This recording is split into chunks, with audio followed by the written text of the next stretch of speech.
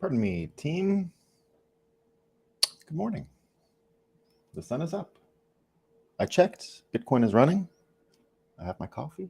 We're all good. We're going to be talking about how we're closer to the resistance to the Bitcoin standard collapsing entirely than we've ever been.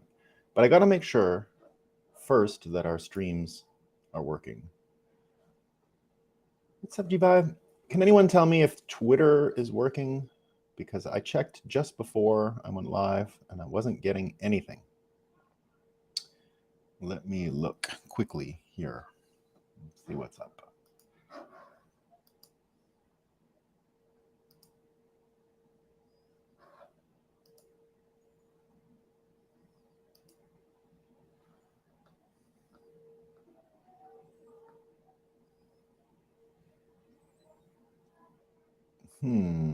Doesn't look like I'm getting it on Twitter. Yeah, it's not running. It says it's streaming. I mean, it says it is, but it's not happening, is it?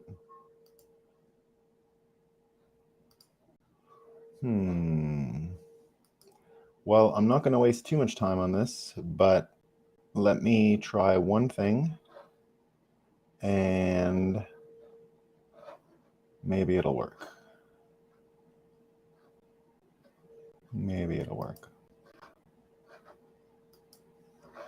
Yeah, so confirmed no one's seen Twitter. The interface is telling me it's broadcasting, so that's why I'm trying to take a bit of time here. Twitter.com broadcasts. Okay, there we go. No, we're good. Now we're up. I think we're good. Okay, I think we're good. Pardon the trouble, everyone. Pardon the trouble. I found it on Twitter, but it wasn't running in the way that it would normally right under your tweet that announces it. So we'll see. Hopefully it works, obviously. So theme today is resistance, change resistance. So what are resistances to change and how are they affecting Bitcoin today? And the idea for the show came from a tweet. I don't even remember where I saw it. It was from an Anon account. It didn't have a lot of retweets or anything, but it made me think, and it checked out to me. The person said that we're at peak clown world right now, that this is probably in World War III, how clowny the world can get. Person might be wrong, but I had a feeling when I read it that it smelled right, it felt right, and that we were at a point where this all might change real quick. And today's show is all about that. So first up, we're going to talk a bit about individual changes, about group changes, and organizational changes. And then we'll get into the resistance stuff, and then we'll talk about, finally, how dollars and Bitcoin stack up and what the future looks more and more likely for Bitcoin, how that future looks more and more likely. So the first story, and this is on individual, just no longer adhering to the rules and the norms and all that stuff. And someone said this to me, New Year's Eve 2010, a friend of mine said to me, he says, this was the worst decade. We went backwards. We have pirates again. Pirates, he said. We've got pirates again. And I said, so you remember there were 9/11 in that decade, the 2000s. So New Year's Eve, going from 2009 to 2010, one of my good law school friends who I spent a lot of that decade with told me, pirates came back. We went backwards this decade.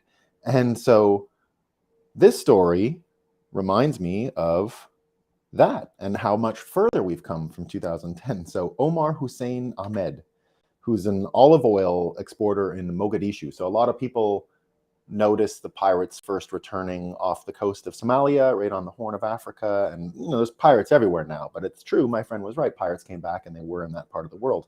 But it's gotten even worse. So Omar Hussein Ahmed, an olive oil exporter in Mogadishu, said that he and a group of fellow traders recently bought missiles.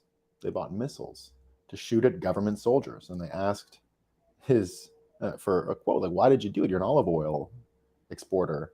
And his answer was, taxes are annoying. Taxes are annoying. So while I condemn, piracy at the high seas and all the terrible stuff that happened there, but this kind of pirate attitude is a lot more of what we need. It's the opposite of the attitude that we see in Twitter right now, which will also be helpful for Bitcoiners. So you got this guy saying taxes are annoying and I bought missiles to deal with it. On the other end, you've got, with Elon Musk's takeover of Twitter looking certain now. From the very start, employees over at Twitter said, we're going to quit, we're going to leave, we're not going to do this. So now that it's happening, virtually every Twitter, this is from someone who's inside, and the New York Times quoted them. They did some interviews. Virtually every Twitter employee I've spoken to in the last 6 months has told me that he or she plans to leave if Mr. Musk takes over. And Personified on Twitter replied, the biggest white pill of 2022, and it's not even close. You might be right. If Twitter loses all of the in the bag politicos that work there, then things are going to change. So I'm hoping that the folks who leave Twitter don't do what the folks who said they were going to leave America if Donald Trump got elected and then just stayed, right? They didn't leave America. So I think these Twitter folks should take it one step further. They shouldn't just quit. They should move to Canada and take the place of the folks from the Trump time who didn't do it. I know Canada needs help. So if these folks can come up, I'm sure there's lots more opportunity. There's all kinds of new rules in Canada about how you can censor. It's really codified. So they have a really good pipeline for censors and people who want to censor political speech. So I'm sure there's lots of opportunity, lots of jobs in Canada. So everyone who leaves Twitter, please go ask Justin Trudeau and all the social media companies that he's going to have leverage over with new laws that have passed in Canada that you're interested in moving there, and I'm sure they'll find a place for you. Canada's very welcoming, right? They take Americans, because now Canada takes refugees from America. They still do it under Biden. It started under Trump because, things were so bad in America, Canadians said. So they started taking refugees, not far from the border where I am. They just, the police in Canada will escort you across the border. They'll help you. They'll help. There's like a ditch. They'll help you over the ditch. They give you bags. It's great. They don't even have to be vaccinated. That's the only way into Canada without being vaccinated. That just changed a few days ago. But until a few days ago, the best way into Canada was to pretend you were a refugee and then just get dealt with on the other side. So it worked. It was a good strategy. So maybe they'll be fine. Next, and this was from an account called Bow-Tied Bull. And, well, we'll get into that later. But Bow-Tied Bull, if you don't follow Bow-Tied Bull, he's got a great newsletter, great Twitter presence. He invented the meme, probably nothing, because he had put Bitcoin on his Twitter profile, and now sort of everyone copied it. So, he's a pretty interesting guy. So, next. Turns out that with all that was going on in the world yesterday, a lot of media still had time to attack Tucker Carlson. Tucker Carlson is one of the biggest TV news hosts in the world. And a few days ago, I mentioned that both Rachel Maddow and he and Alex Jones have all used the same defense in trial. They've all said they're actually entertainers and they're not news people, and that they should be treated that way, and they shouldn't be held to a standard of journalism, that they should be held to a standard of entertainment. Now Tucker has his own show, which I think is the high production value and definitely entertaining. And he created a trailer for it all about men's health. It was a whole trailer about lifting weights, sunning your balls, and carnivore diets, and also the opposite, sort of weak men being overweight, playing video games, being listless, having low testosterone. And it turns out it became one of the biggest stories in America yesterday. You had all of the late night hosts saying, oh, look at how homoerotic Tucker Carlson is, and all these things.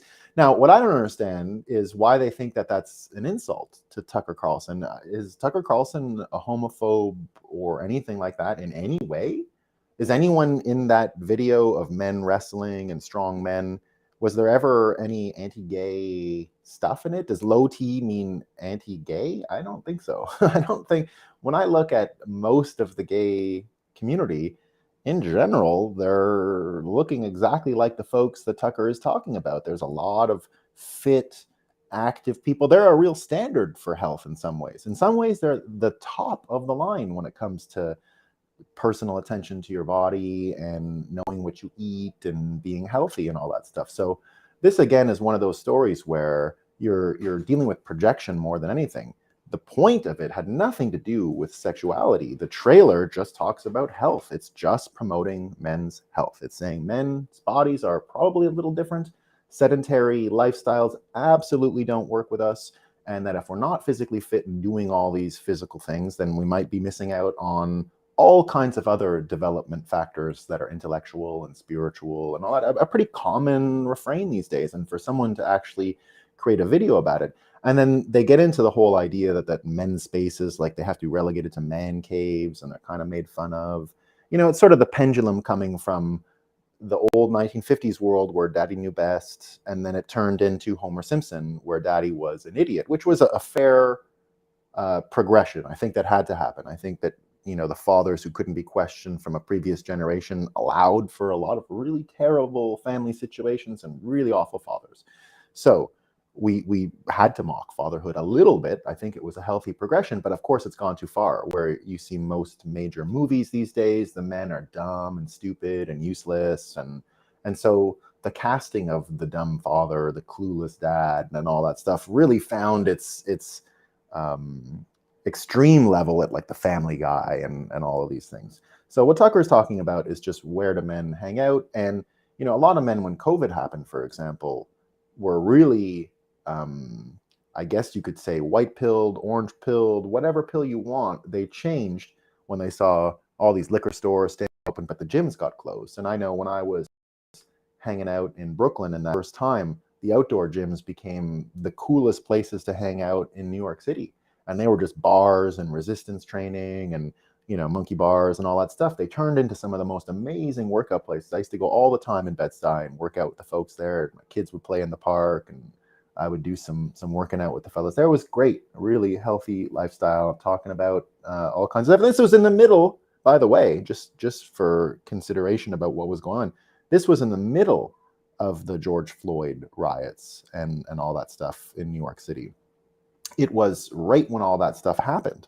And it was black, white in the park. Everyone was having a good time. And now, you know, I do want to actually even mention, after what Kanye did with the White Lives Matter shirt the other day, the whole thing. And now that we understand that the group is corrupt and all that, you know, I used to have a little bit of reticence to saying Black Lives Matter because of the political thing. You know, you got pressured into saying it, and I understood if you had to say, you know, Black Lives Matter. I always thought you should say something like Black Lives Matter super more, right? Like you got to help. There's a whole world out there of folks that can contribute a lot to society, but it's a great black mark on America, a stain on America, that this group has not been as successful as everybody else. So it's a priority, I think, in America. So now that the organization has been discredited, and now that Kanye West has come out with the White Lives Matter t-shirt, which was just the best, you know, like, you know, anyone criticizing him today for wearing that t-shirt, well, what do you think a fashion show is all about? There's only one point of a fashion show: shock people, attention. That's it. There's no other point of a fashion show. He shocked. He went to Paris and shocked everyone, shocked the world. Right? That's a fashion show. You're not looking at clothes people are going to wear at a fashion show. No one ever wears those clothes. It's just shock value. And believe it or not, a shirt with White Lives Matter was the most shocking thing a person could have done. And so, you know, he comes out and does that and makes a lot of news. But now I think it does open the door to anyone who ever had resistance to say Black Lives Matter. It's gone, right? You can just say it, Black Lives Matter, because the political group is gone. You can just say it plainly as it is. It doesn't signal any political thing anymore. None of that is happening any longer. Now we can actually focus on the issue, not the politics, not the fundraising, not the dopamine delivery, the outrage engagement, none of that stuff. We're just down to the basic issues. Black Lives Matter, and we got to make a better life for them. So thank you, Kanye, for actually revitalizing Black Lives Matter in a way I think that everyone can get involved in now. So that, that's why we talk about Kanye for president, right? That's why we talk about it. So that's just one issue. So let's go to the board. So change resistance, right? Change resistance. What we're talking about here are the things that would prevent change from happening. And change happening is at 3 different levels. You see a lot of infographics about change resistance that will intersperse these 3 factors here: individual, group, and organization. So each of them affecting the other. I didn't really like those infographics, so I came up with this one instead. And what we have here, so all of these lists you'll find of these factors, you'll find in a lot of those infographics about change resistance. This is a lot of managerial studies and organizational studies and all that. This whole branch of research comes from the management class of folks, right? This comes from all those folks who do their MBAs and learn about all this stuff. So I'm not inventing the theories of change resistance. I've copied them. And what I've done is I've copied them, and then we're going to run them through this current events, Bitcoin, dollars filter, and see what's up. So individual change, right? We see there's economics, psychological, and social.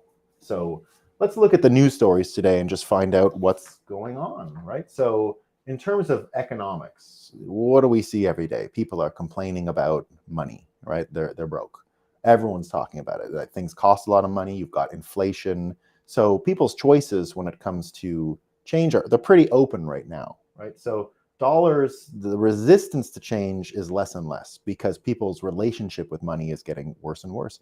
I read a story yesterday that talked about, just folks working in an odd job, the kind of job you take if you're not going to go, you just graduated from high school, you might not go to college. It's the kind of thing that happened everywhere in America for my whole life and for most people's lives. You could get a job at a restaurant, you might have a boyfriend or girlfriend in the next town over, and you bought a $1,000 crappy car, right? Everyone knows a person like that. There was always a bunch of people. That was like a common thing to do.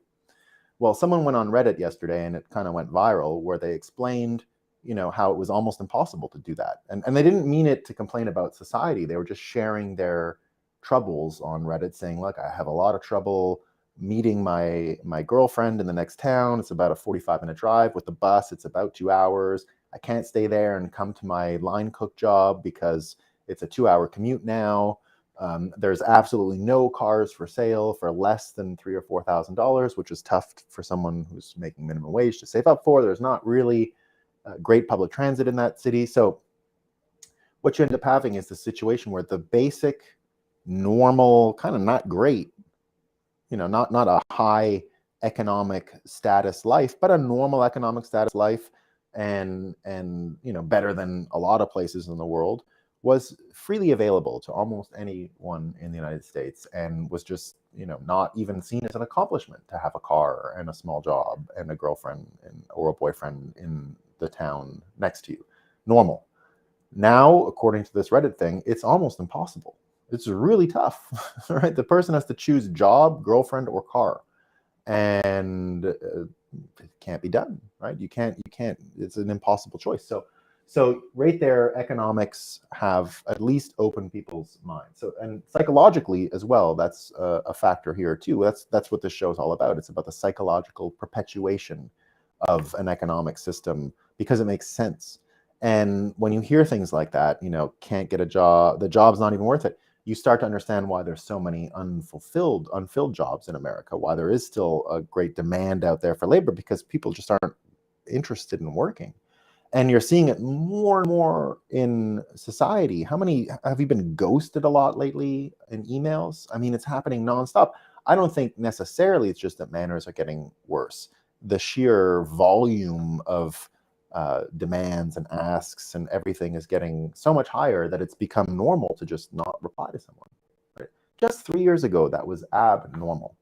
I had to remind my own self this morning to reply to a mentor of mine who had emailed me 2 days ago, and I'd forgot to reply to him yesterday. A mentor from a previous age, but a mentor, someone who, you shouldn't even make them wait 5 minutes for a reply in an email if we're in a totally coherent society, right? This is a person you owe not money to, but you owe attention to because they gave you so much at one time. So imagine that's where we're at. Crazy. Now, the social aspect, this is a fun one because so individual change resistance can be economic, it can be psychological, and it can be social, so peer groups.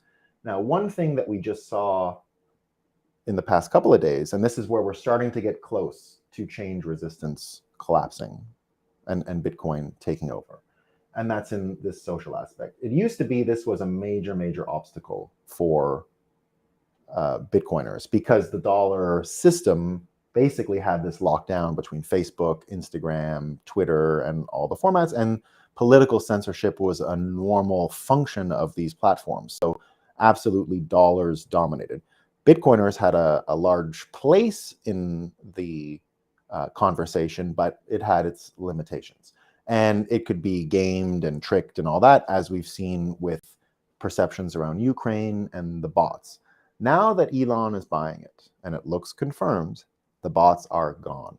And I believe that the ability of this social media, in this case, aspect to prevent, resist change is collapsed. And what I see now is Bitcoin has, as far as economics go, personal economics, again, go look at what Bitcoiners are actually able to achieve when you just lower the IQ for participation in the financial system and make saving easy again, right? Just look at what you do to economics. That's mostly what this show is about. And that's mostly what, if I'm talking to an Ethereum person or anything else, that I'll always explain, look, the stuff you're describing to me means that we require a society not of 130 IQ people who are able to make it and beat the policymakers and the bankers. When I hear all of your financial engineering and all of your platforms working the way you imagine, I see in a world where it's like 140 IQ to make it. It's worse. The problem can get worse. Now, that doesn't mean we shouldn't use these things, because unfortunately, the way the world works, you have to be a 130 IQ and in America currently. So there's definitely a benefit to the ETH world where, any 140 IQ person can make it around the world and you don't have to be in America. So that's a progression in a sense, right? A progression. More smart people around the world can make it. But in the case of Bitcoin, what we're saying is everybody can make it, even the low IQs in America and everywhere. And that's a really important thing psychologically, because it allows you to start imagining a better future. Now, when it comes to the social aspect, I mean, that's one of Bitcoin's bread and butters, right? We know that through events, Bitcoiners love getting together. They love talking about this stuff. It's a real tribal thing, which brings us to the group piece, right? Another part of change resistance. And we've got a lot of stories today that underline that, right? And then underline that. So the status part, right? There's so many different groups involved with dollars. We can't really generalize status. There's rich people, there's poor people, there's rich groups, there's poor groups. So I don't really think that's a check in or out of the dollar system, right? You can be a Wall Streeter and have super high social status. So, but you can be, a social assistance recipient and have really low status. So the dollar system is sort of all over the welfare state and the corporate, those financial engineers that I mentioned about earlier with the 140 IQs and all the wealth. So it's both. So I put, an NA, sort of a not available. But in the case of Bitcoiners, I mean, certainly the status of being a Bitcoiner is a real thing, good or bad. There's definitely status that comes with it. So it's, definitely a thing that would attract people and takes that barrier to change down. Cohesiveness, right? Cohesiveness. So we definitely don't see any cohesiveness within the world of dollar groups, and they all are kind of fighting. We can take the political one. why don't we take these groups here? This is a story in Texas, and this is Corey DeAngelis again, who's sharing it with us. And he mentions that with the new school year, the school unions and the opponents of school unions, the homeschoolers, the voucher schoolers, the charter schoolers, are set for another year of battle. And this was a note that went out to the Texan Teachers Union. And they said the next frontier that we are almost certain to see brought up when the new legislative session begins in January of 2023 is vouchers. This is a scheme that allows public funds to be given to either families directly or to private schools to fund education. It will be presented to use as a fairness issue. In other words, why should a family who chooses a private education for their children be forced to pay for the experience versus a parent who sends their children to public schools? It will be sold as improving choice for families. So did you see where the trick is here, right? So it's a scheme that allows public funds to be given to either families directly or private schools. When they start arming the talking points for the teachers, they only take issue with the or to fund private schools, right? They don't talk about funding families directly because it's not going to work.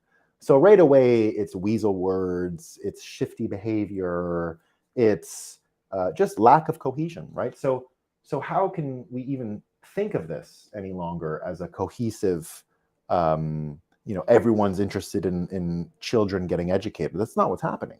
That's not what's happening. People are protecting their turf. People are looking out for themselves. They want the money, right? This is all about a fight over money, right? Who gets the money that's being taken from people and where do we put it, right? And right now you're seeing pitched battles across the United States, and it looks like the voucher and charter school guys are just running away with it.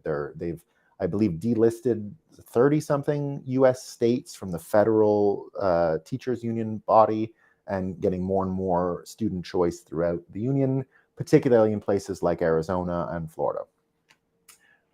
So the cohesiveness thing is a major, major problem. And then even, think of it as is America even a high trust society anymore? Is it? I think we see scams across the board.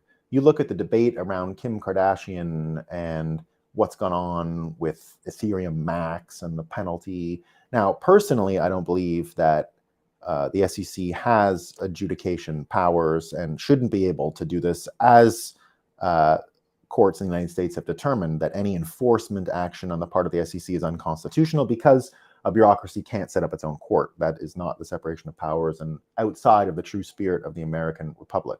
But it's been happening for years. So put the SEC fine aside. I still don't think pump and dumps are right. Like a civil court should still be able to look at a pump and dump. But what's amazing here is you see entire families in on a grift. Entire families. And that wasn't really the case in America a while ago. Not, a lot of scammers in America, of course. It's a country made for scammers, right? We talked about pirates, and there's a good thing there, right? It allows the potential for change. However, you might start seeing entire families be scammers, and that's not something we're used to in America. I live in a state with almost no crime, and when I lived growing up around here, most people didn't even have locks on their doors. Not didn't lock their doors, not the same. Didn't have a lock on their door, couldn't lock their door, right? That was pretty normal around here. Now people lock their car doors because of the fentanyl, because of the opioid addiction. There's little petty robbers and thieves all over the place. But that's not really the problem, right? You've got actual scams where the main ski hill you see when you look at the video and are waiting to start here. This was a boondoggle with government and everyone involved, and they scammed a little town out of a couple hundred million, right? They built big ski lodges and all that kind of stuff, but it was all public money and wasn't their own wealth being injected into it. So that broke a lot of trust in this area. And I think you'll have stories like that across America. Not that there weren't before scams and boondoggles and trouble. I wouldn't describe our society as low trust before. We were able to make deals. We were able to, a handshake was good enough. I don't think we're in that world anymore, unfortunately. But in the world of Bitcoin, I would say we are, right? Bitcoiners have a cohesiveness around what it is they do, and there's a policing of scammy behavior inside in order to ensure cohesiveness, right? It's not just to get a prize that people call out scammers. It's not like the toxic Bitcoiners are going to get rewarded for the points that they get in catching the most scammers. There's no prize for catching scammers in the Bitcoin world. It's just a mindset. It's a point of view and a way to spread, really, in the end, cohesiveness, because no Bitcoiner wants to see another Bitcoiner part from their Bitcoin because of stupidity or errors. You know, everything in the Bitcoin community is designed to help people save their Bitcoin and not lose it to scammers. So that's a major, major advantage over other industries. Let's look at interaction, right? So, you know, group interaction within the normie fiat world. I made a mistake. This should be an X. What I mean is it's all echo chambers. They don't actually interact, right? So I have a board problem here, but you'll just, you know, maybe we'll see. Anyway, that should be an X. So the interaction piece here is lost on most groups because they're echo chambers. I mean, just constantly echo chambers, right? Whereas Bitcoiners, because of the evangelical proselytizing aspect of it, because it is spread through word of mouth and contact, you know, I say the P2P paper had to spread through P2P interactions. I mentioned it on the show yesterday. Books, works of art like the white paper really only pass by word of mouth. Marketing won't do it, right? The best books in the world are always passed because someone said it. And we know this from movie advertising. No amount of posters, no amount of pre-spend on marketing is ever going to beat word of mouth marketing when it comes to movies. If a movie's good and your friend says it was amazing, go see it. It beats any trailer, it beats any poster, anything, right? Anything. So Bitcoiners, that interaction piece is very high. They can enter different groups very easily. They come from different groups, right? There is no source of Bitcoiners. They come from everywhere. Things are spread P2P and through direct human contact. And it's often described as a virus, right? Bitcoin itself is sort of a virus. And you know, I've always thought of it that way. And I've mentioned, you know, many times the person who first, you know, gave it to me, Michael Perklin, great guy, right? Just one of the best people you'll ever meet in this industry. He was working with Shapeshift for years, an early Bitcoiner, and it was literally his enthusiasm when I first met him around it that really helped me. And it was through little interaction. I just saw someone who could see a better future clearly, and I wondered how he did it. And so it led to my own incredible curiosity and appetite into Bitcoin stuff. Now, organization. So you can have change resistance from these factors individually, groups, now orgs, right? Past success, right? There's no doubt, we cannot deny the past success of the US dollar. Super successful. The most successful currency the world has ever seen, not even close. And once again, I always commend Saifedean's book, The Fiat Standard, his follow-up to the Bitcoin standard for this, because he also learned writing that book and mentions that he gained a real respect for the fiat system as it was invented originally before entropy set in and it started wreaking havoc in the world. So, you know, definitely can't deny past success. Bitcoin does lack that, right? We are talking about the Lindy effect when it comes to Bitcoin. So in the case of Bitcoin, every day that it survives, we get closer to the Bitcoin standard, but it has to survive. It's an aspect of cryptographic systems. Cryptographic systems are only as good as the number of attacks they've denied, and you don't know what attack is going to come, right? That's the unfair fight of cryptography. You can develop a system that you think is bulletproof, but then the attacker only needs to find one weakness to take it all down, whereas the person designing the system has to think of absolutely every possible attack. Luckily, it looks like Satoshi figured it out and we have the system, but we still need a little more time to prove it. So I'd say we're not quite there. This next one here on resources is the best, and we're going to get into all of this stuff because it's hilarious what we've seen. So let me start. The first part is, it was almost like a joke when OPEC made the announcement yesterday about the oil cut. I loved it. So it started with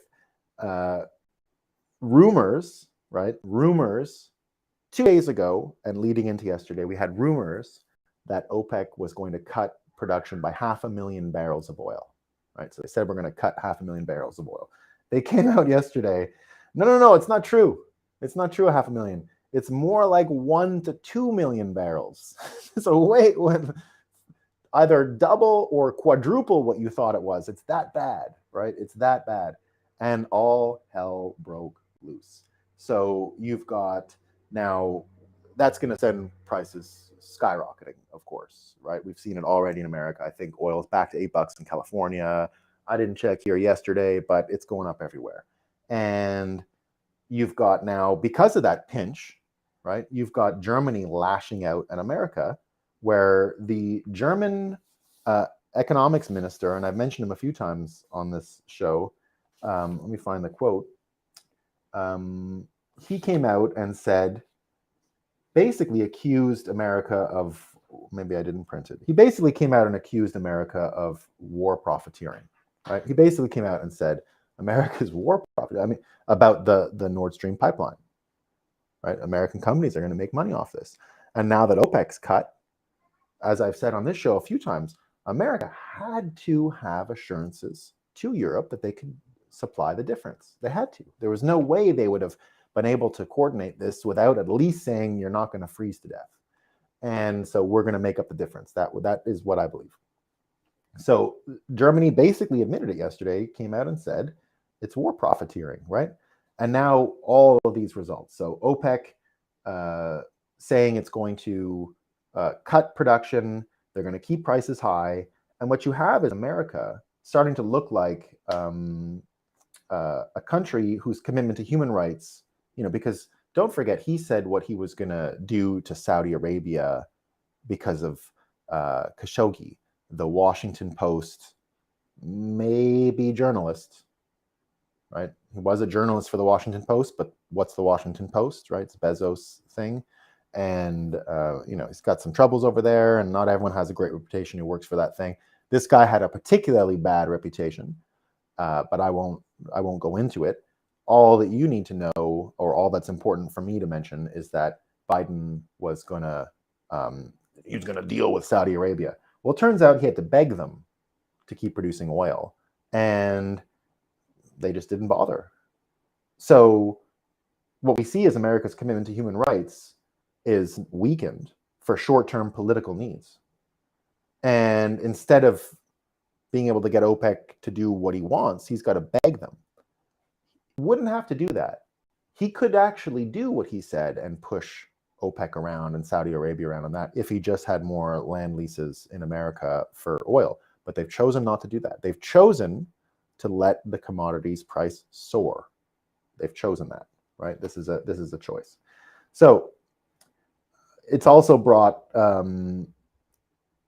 lots of folks like Max Gagliardi mentioning that, if Germany had invested $500 billion they spent on renewables into nuclear energy, right? So everyone's second guessing everything that's gone on now because resources have been mismanaged, right? So I don't think the US dollar, although it has a lock on the price of oil, I think that lock is so strong that it's opened up different avenues for other energy and their financing and their coupling with other money, which is why on this show, we will always, almost every day, talk about the great opportunity there is for Bitcoin financed nuclear reactor construction.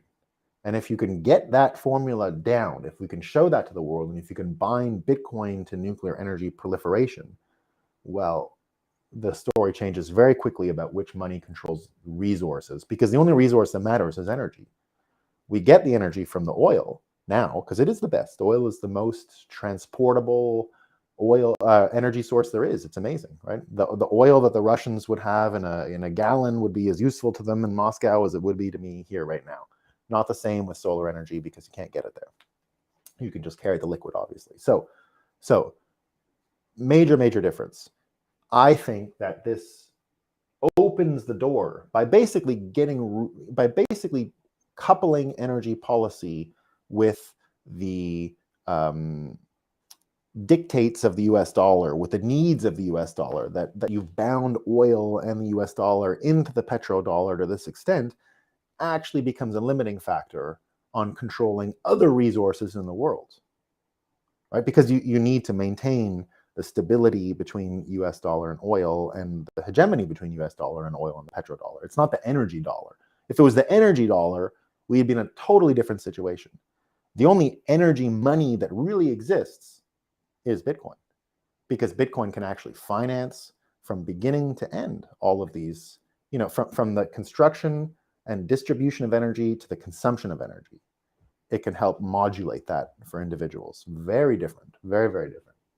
And now finally we come to stability, right? Stability. So we think of the mismanagement of energy and resources at the group level and the organization level. Now we get to stability. So what is all of this? Banks, oil companies, governments, what have their lack of coordination, cohesion, each one of them chasing down money, dollars, what has that led to? Well, here's a way to look at it, right? The simple way to look at it is, this is from Adam Taggart, who used to be on Peak Prosperity, has his own thing now, pretty good. So here's his tweet. Central banks, quote, "We can provide the sufficient liquidity needed to solve any crisis," end quote. Inflation says, no, you can't. The US administration says, quote, "We can get oil prices under control by selling our reserves." OPEC says, hold my beer, right? So he gave a good hold my beer situation, and it's true. The minute OPEC did this, you now have the Federal Reserve that has to figure stuff out because it's not good. Look at what happens. The Fed basically has predicted, a rate schedule for increases, right? And the whole market is trying to adapt to that. And when they come out and say these things, you've got, they say they're not gonna cut rates next year. They're not gonna do this. They're gonna cut them now. What ends up happening is the following. The Fed, this is from Sven Henrik. The Fed also previously said they would keep raising rates in 2019, and then they cut them 3 times instead.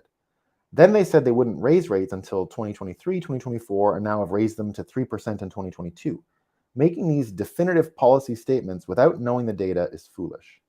The Fed has flip-flopped so many times, they have no credibility. And anyone looking at the macro data and its implications knows more aggressive rate hikes make their proclamations disingenuous, i.e., we have room to raise rates aggressively without undue harm to the labor market.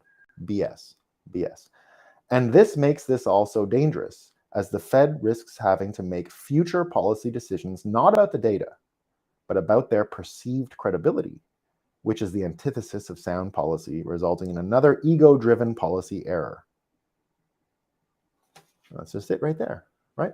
That's just it right there. Stability now is bound to the egos of central bankers, not to what's better, not to resource management, not to prolonging, extending past success. Nothing to do with those things anymore. Totally different game, right? Totally different game. So to sum it all up, Bitcoin has, right, great paths to change at the individual level, right? Economic, psychological, which is what this show is all about. Social, we're excellent interacting. The meetup culture is one of the most important things in Bitcoin and has helped us propagate the whole thing this far. Status, cohesiveness, interaction, all of it. The next group here that we have to get are resources, right? It's the resources. And with Elon Musk changing this social aspect, right? With resources now bound up with Federal Reserve, military policy, and the US dollar, the opening is there. the resistance to a Bitcoin standard, which would have been really held in the resources, right, can now fall. And if you can get individuals, the path is clear, right? On an individual level, there's no doubt Bitcoin offers tremendous advantages over US dollars. At the group level, we're seeing it more and more. And at the organization level, shortly, especially if we get control of energy, especially if we get control. It all hinges, in my mind, on nuclear finance. If we can get that, we're going to be set. All right. I got some comments here. Plenty of comments. Okay. Scammer empires. What a day. Yeah, scammer empires. The silence from the media is deafening. What was that we were talking about, Jiva? I didn't get the silence of the media on that one. Audio Innovation says, if you ask me, governments have turned into a hindrance to the public good these days.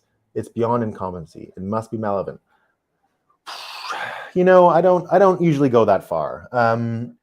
I really think it is. I mean, there are bad people. You know, there's no Biden and Saudi. Yeah, exactly. Jiva says the silence from the media on Biden and Saudi is deafening. It is.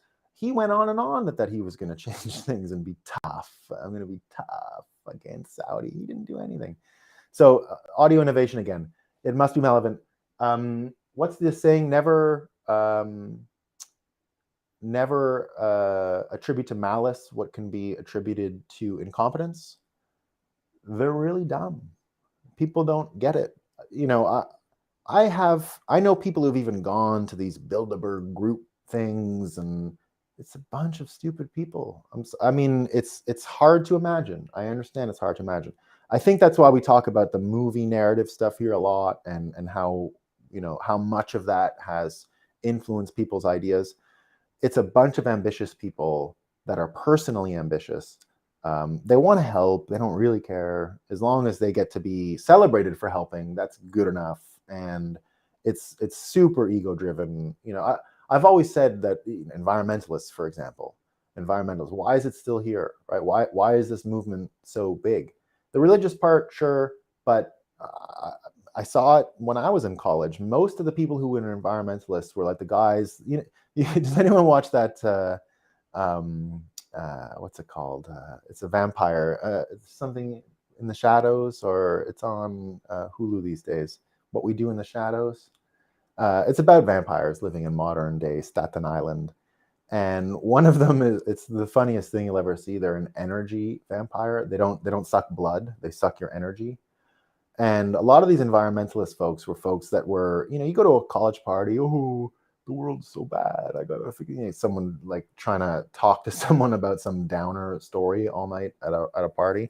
Well, I had this vision because I always noticed it was like the environmentalists that were doing it, and I had a theory that all they really wanted was to be at a party where they were getting celebrated for all this boring downer talk that they were talking about. That's all they really wanted. They wanted the downer talk, right? The world's gonna end. They want the downer talk to be like, wow, you know, everyone listen, let's all get inspired and change the world. That's how I've seen it for a long time. And it's a total ego thing, right? It's a total, because if you read, you know, we bring up Schellenberger here all the time. Apocalypse Never, right? You helped me with the title yesterday on the show. Apocalypse Never. Global warming happening. Yeah. They didn't get the science wrong. It's happening, right? It's definitely happening. Did we cause it? Maybe. Yeah, maybe, right? Could be us. Not sure, but I'm willing to suspend my criticism and say it is us. Why not, right? Even if the science doesn't totally match up, I'll give you that point, right? You know, is it happening? Absolutely. To what degree? Not that much, but it's happening, right? Did we cause it? Maybe it was us. But none of that actually matters. The only thing that matters is, what are the effects, right? When people sell you the argument that there's consensus in global warming science, is it happening? Consensus. There's consensus, right? Most people think, almost everyone thinks, they got the science right, it's happening. There's no consensus on what's gonna happen, not even close, not even close.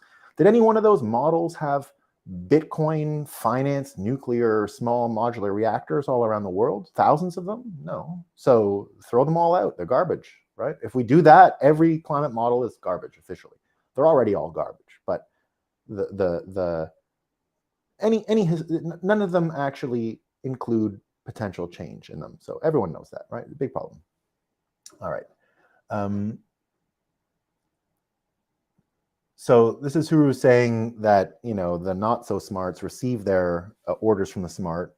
It's too coordinated worldwide to be pure coincidence. Hell, the smart have written plenty of books these past years telling it straight. Still, we can't help but keep blaming the visible and stupid incompetent. Yeah. Well, I think I hear what you're saying, and let me try and say it back so that I can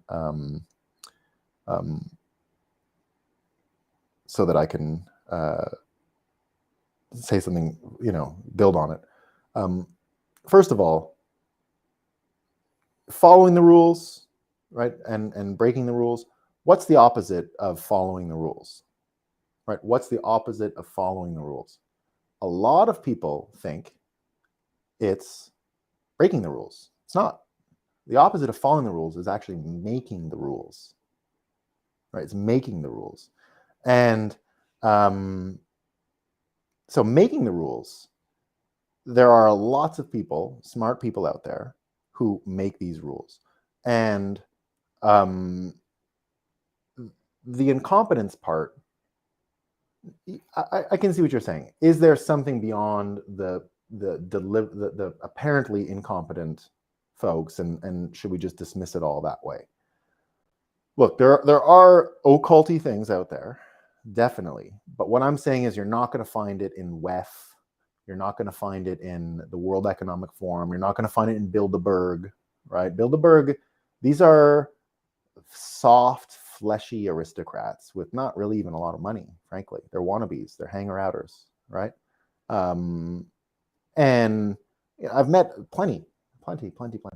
And Canada is still a small country. It's not that prolific and important, but you get enough visibility from Parliament, into parts of it on being close to power and seeing those folks. My impression of WEF, even at CoinDesk, we had a WEF.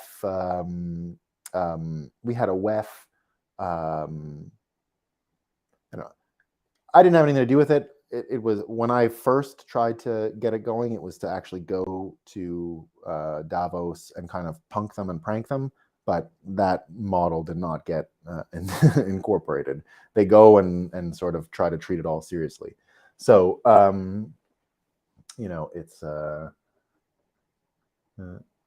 soft, fleshy aristocrats deserves to be printed on a T-shirt. Yeah, they're really weak. Low T kind of like, you can meet them and we can go meet them. They're not, they got nothing to do. Like, they're boring people.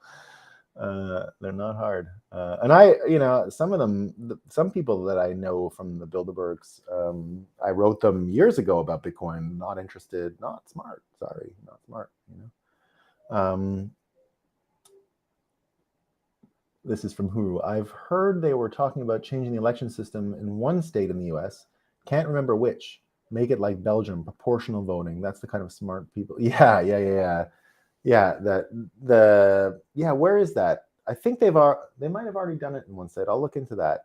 The proportionate voting stuff can be a total mess, for sure. And that is smart people. Look, Europe is suffering from smart people syndrome worse than anywhere. I mean, all these managerial class folks, it's a big problem. All right, team, I'm coming up on the end of my time here. I gotta let the kids out of their room.